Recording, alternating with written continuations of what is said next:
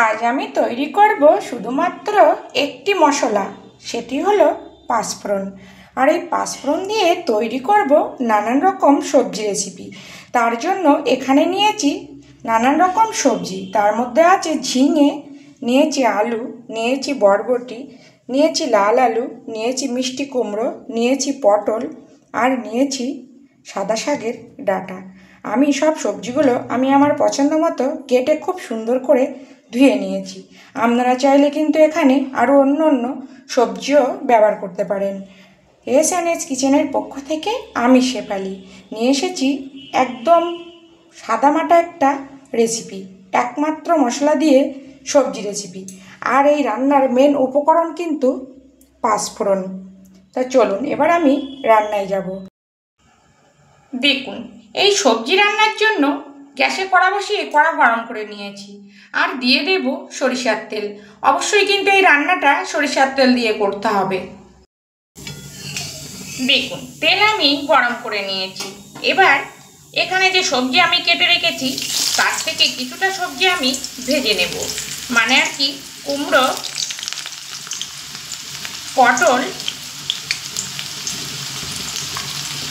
বরবটি আর ঝিঙেটা ভেজে নেব। কিন্তু ঝিঙেটা একটু পরে দেব, কেননা ঝিঙে দিলেই জল ছাড়বে। তার জন্য আগে এই সবজিগুলো কিছু সময় ভেজে নেব, তারপরেই কিন্তু ঝিঙেটা দেব। এখানে দিয়ে দেব অল্প পরিমাণে লবণ, আর দেব অল্প হলুদ।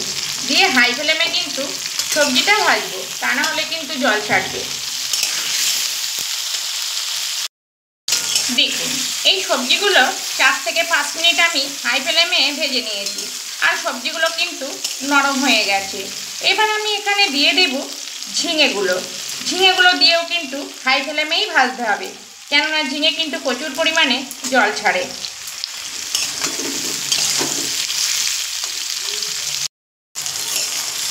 দেখুন, সবজিগুলো আমি এবার তুলে নেব।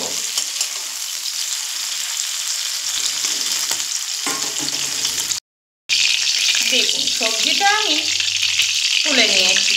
এখানে দিয়ে দেব 2টো শুকনো লঙ্কা, আর দেব পাঁচফোড়ন। এখানে আমি আমার প্রয়োজন মতো পাঁচফোড়ন দিয়ে দিলাম। মানে আর কি, যতটা সবজি নিয়েছি সেটা বুঝেই কিন্তু পাঁচফোড়নটা ব্যবহার করতে হবে। আর পাঁচফোড়ন কিন্তু একটু কড়া করেই ভেজে নিতে হবে, কেননা এই রান্নার মধ্যে শুধুমাত্র কিন্তু এই পাঁচফোড়নটাই ফোড়ন পড়বে, আর কিন্তু কোনো মশলাই পড়বে না।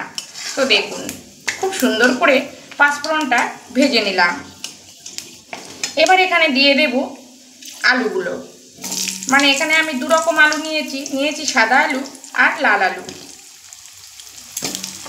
এখানে দিয়ে দেব পরিমাণ মতো লবণ, আর দেব পরিমাণ মতো হলুদ। অল্প অল্পই হলুদ ব্যবহার করব। দিয়ে 2 থেকে 3 মিনিট মতো মিডিয়াম ফ্লেমে ভেজে নেব। দেখুন, ভাজার পরে কিন্তু আলুগুলো অল্প নরম হয়ে এসেছে। এবার আমি এখানে দিয়ে দেব যে সাদা শাকের ডাঁটাগুলো আমি কেটে রেখেছি, সেই শাকের ডাঁটা দিয়ে আবারও লো টু মিডিয়াম করে 2 থেকে 3 মিনিট এই আলু আর পাঁচফোড়নের সঙ্গে একটু নাড়াচাড়া করে ভেজে নেব। দেখুন, কিছু সময় আমি ভেজে নিয়েছি, আর দেখুন আলুগুলো কিন্তু অনেকটাই সিদ্ধ হয়ে গেছে। তো এবার আমি এখানে দিয়ে দেব পরিমাণ মতো জল। যেহেতু এই পাঁচমিশালি সবজিটা মাখো মাখো হবে, তার জন্য কিন্তু অল্প জল দিতে হবে, খুব বেশি কিন্তু জল দেব না, কেননা এই সবজি কিন্তু ঝোল ঝোল খেতে একটুও ভালো লাগবে না। এবার মিডিয়াম ফ্লেমে রান্নাটা হতে দেব। দেখুন, সবজি কিন্তু সিদ্ধ হয়ে গেছে। দেখুন, ডাঁটাও কিন্তু গলে গেছে। এবার আমি আগে থেকে যে সবজিগুলো ভেজে রেখেছি সেই সবজিগুলো দিয়ে দেব। আর এখানে দেব, যেহেতু নিরামিষ রেসিপি, দিয়ে দেব স্বাদটা বাড়ানোর জন্য অল্প একটু চিনি।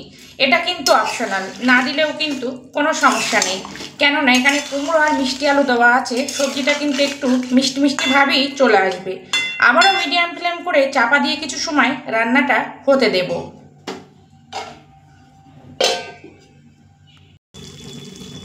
দেখুন, শুধুমাত্র একটা মশলা, সেটা হলো পাঁচফোড়ন। তো পাঁচফোড়ন দিয়ে পাঁচমিশালি সবজি রান্না দেখুন কত সুন্দর দেখতে হয়েছে, আর খেতে কিন্তু অসাধারণ হয়। তো আপনারা বাড়িতে অবশ্যই একবার এইভাবে পাঁচফোড়ন দিয়ে পাঁচমিশালি সবজি তৈরি করুন, আশা করছি খেতে খুবই ভালো লাগবে। আর যদি ভালো লাগে প্লিজ প্লিজ আমার চ্যানেলটিকে সাবস্ক্রাইব করে পাশে থাকুন। আর খুব ভালো লাগলে প্লিজ একটা লাইক আর সঙ্গে একটা শেয়ারও করে দিন। দেখুন এই সবজিটা কিন্তু এরকম মাখো মাখোও করতে হবে, তা নাহলে কিন্তু খেতে একটুও ভালো লাগবে না। তো দেখুন এবার আমি একটি পাত্রে তুলে নেব।